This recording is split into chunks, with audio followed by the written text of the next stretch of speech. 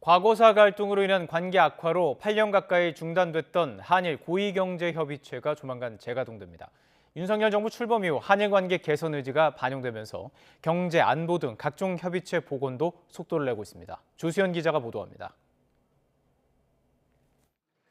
한국과 일본 간 다양한 경제협력 방안을 논의하는 한일 고위경제협의회가 이번 달 하순 서울에서 개최됩니다.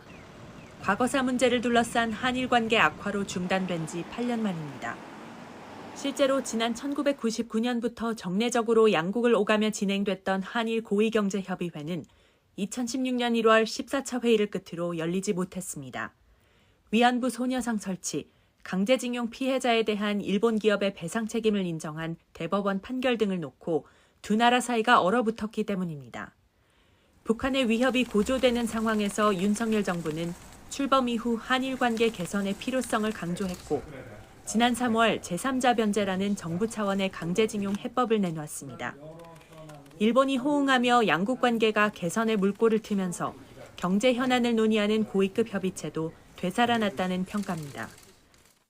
올해 정상을 비롯한 각계 각급에서 교류가 활성화되고 정부 간 협의체가 복원돼서 양국 간 협력이 심화되고 있습니다. 政治、安全保障、経済、文化などさまざまな分野で日韓の協力を動かしてきました。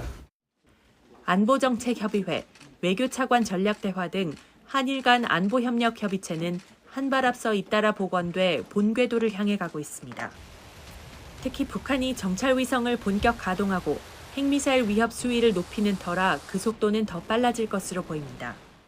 위협 인식을 바탕으로 해서 어떻게 대처할 것이냐 하는 거에 관해서 구체적으로 협의가 이루어져야 하는데 현재는 한미일 그 3자를 통해서 이루어지는 게 전부기 때문에 조금 더 구체화시키기 위해서는 한일 간에 협의가 좀 있어야 되지 않을까 하는 생각이 듭니다.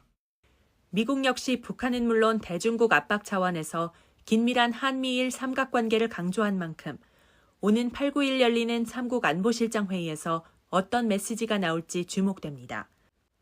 YTN 조수연입니다.